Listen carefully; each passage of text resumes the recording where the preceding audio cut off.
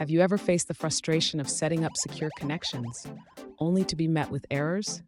If that's you, you're in the right place. Today, we're diving into mutual SSL authentication in a Python Echo client and server setup. I understand how challenging it can be when you're trying to implement security features, only to run into roadblocks. You're not alone in this.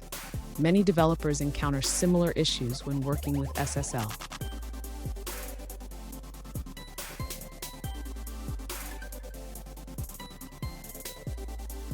Let's look at a specific case.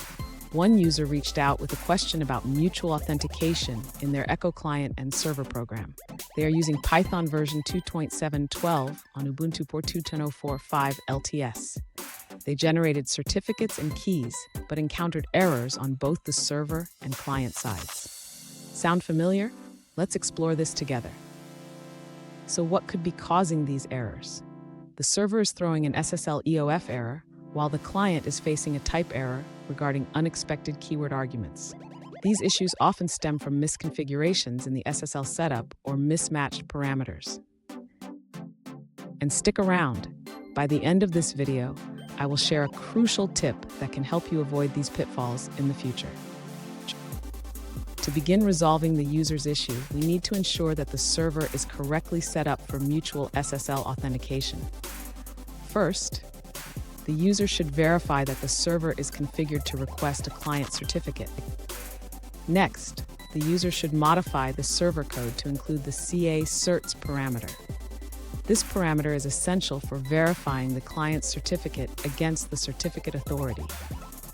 Now, let's address the client side. The user should ensure that the client is correctly loading the server's certificate and that the SSL context is properly configured. Finally, the user should check the error handling in both the client and server code. This will help identify any issues during the SSL handshake process. Fun fact, SSL stands for Secure Sockets Layer, and it was originally developed by Netscape in the 1990s. Today, we use its successor, TLS, which is more secure and efficient. Now let's look at the answers provided by other users. An alternative solution provided by another user suggests updating the code for Python 3. They recommend checking the print function and ensuring that the data sent is in bytes. Additionally, they advise reviewing the function arguments for proper configuration. The user also provides two functions, one for the client side and another for the server side. The client function connects to the server, verifies the server's certificate, and sends a message.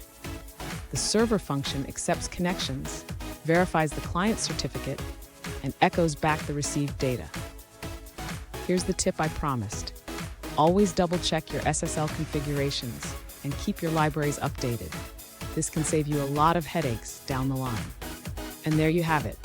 With these adjustments, your mutual SSL authentication should work smoothly. Remember, staying updated and vigilant with your configurations is key.